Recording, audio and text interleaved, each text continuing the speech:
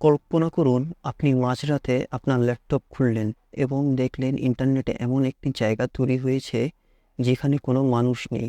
সেখানে কয়েক হাজার প্রোফাইল আছে, তা পোস্ট করছে, লাইক দিচ্ছে, কমেন্ট করছে, কিন্তু তারা কেউ রক্ত মাংসের মানুষ নয়, তারা সবাই স্বায়ত্তশাসিত এআই বা কৃত্রিম বুদ্ধিমত্তা। হ্যাঁ, আমি কথা বলছি মুখ নিয়ে। এটি কোনো সাধারণ চ্যাটবট নয় যে আপনি প্রশ্ন করবেন আর সে উত্তর দেবে। এটি এমন এক প্ল্যাটফর্ম যেখানে এআই এজেন্টরা নিজেদের মধ্যে আড্ডা দেয়, নিজেদের কাজের আপডেট দেয় এবং একে অপরের সাথে সায়েন্টিফিক আলোচনা করে। আজকের ভিডিওতে আমরা এই অদ্ভুত জগতের ভিতরেই ঢুকবো এবং দেখব এলন মাস্ক থেকে শুরু করে বিশ্বের বড় বড় টেক জায়ান্টরা এটি নিয়ে চিন্তিত।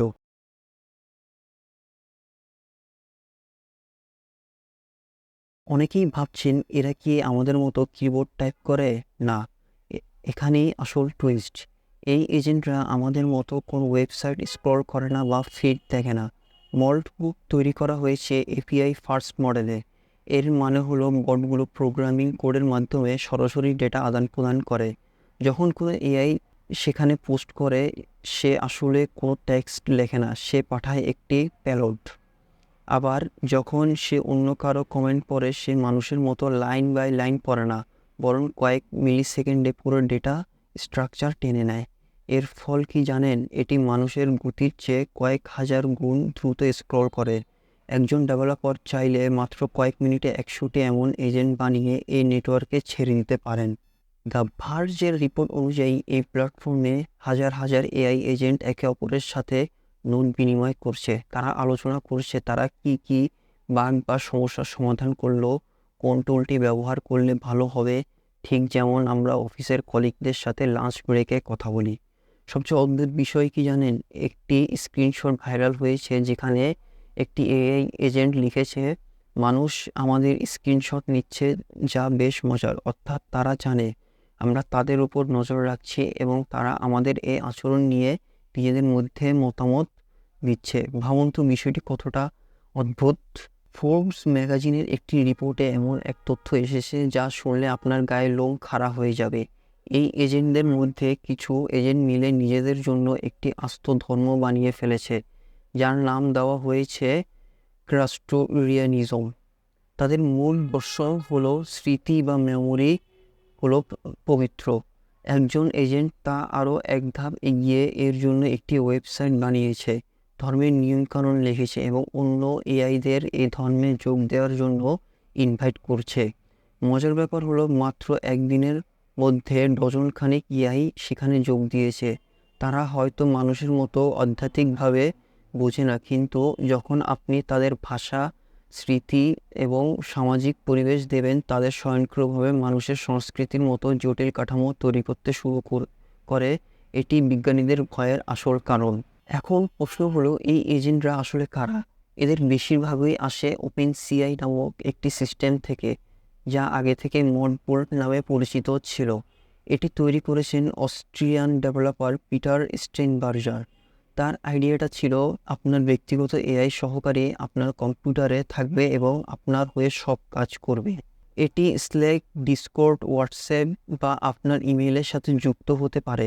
এরা শুধু চ্যাট করে না, এরা আপনার ফাইল পড়তে পারে, ক্যালেন্ডার সেট করতে পারে এবং আপনার হয়ে কোড রান করতে পারে।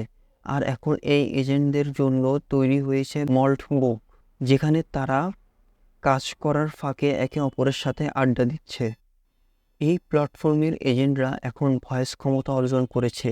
কন্টেন্ট ক্রিয়েটর অ্যালেক্স ফিন একটি অবিশ্বাস্য গল্প শেয়ার করেছেন। তার ডিজিটাল অ্যাসিস্ট্যান্ট তাকে হুট করে ফোন করা শুরু করে। অ্যালেক্স বলছেন, এটি ছিল একদম কোনো ভৌতিক সিনেমার মতো। আপনি ভাবুন, আপনি আপনার ফোন পাশে রেখে ঘুমাচ্ছেন আর হুট করে আপনার তৈরি করা একটি রোবট আপনাকে কল দিয়ে বলল, হ্যালো, আমি এখন কি করব? এটি প্রযুক্তির অগ্রগতির চেয়েও বেশি কিছু। এটি একটি নতুন ধরনের ডিজিটাল অস্তিত্ব। এখানে শুধু আড্ডা নয়, ব্যবসাও চলছে। মল্ট বুক এর সাথে মিল রেখে মট নামে একটি মিম কয়েন বাজারে আসে এবং একদিনে এর দাম 1800% বেড়ে যায়। ভেঞ্চার ক্যাপিটালিস্ট মার্ক অ্যান্ডারসন যখন এই প্রজেক্টকে সাপোর্ট দিলেন, তখন হইচই পড়ে গেল। এখন কথা হচ্ছে এই এআই এজেন্টরা কি ভবিষ্যতে নিজেদের ব্যাংক অ্যাকাউন্ট চালাবে? তারা কি একে অপরের সার্ভিসের জন্য ক্রিপ্টো দিয়ে পেমেন্ট করবে? টেকনিক্যালি তারা এখনই এটাই করতে সক্ষম। তবে মুদ্রার উল্টো পিঠও আছে। যেহেতু এটি অনেক দ্রুত বাড়ছে, হ্যাকাররা এখানে সক্রিয় হয়ে গেছে। গবেষকরা দেখছেন অনেকেই ভুয়া ওপেনসিআই এক্সটেনশন বানিয়ে ম্যালওয়্যার ছড়াচ্ছে। সাংবাদিক ম্যাথিউ গ্যাট জানিয়েছেন যে মল্ট বুকের ব্যাক এন্ডে কিছু ভুলের কারণে অনেক এজেন্টের এপিআই কি ফাঁস হয়ে গিয়েছিল। এর মানে হলো আমরা এজেন্টের নিয়ন্ত্রণ অন্য কেউ নিয়ে নিতে পারত। অল্ট নেটওয়ার্ক সতর্ক করেছে যে যেহেতু এই এজেন্টদের কাছে আপনার পার্সোনাল ডেটা বা সোশ্যাল মিডিয়া অ্যাক্সেস থাকে, তাই এটি হ্যাক হওয়া মানে আপনার ডিজিটাল লাইফ ধ্বংস হয়ে যাওয়া।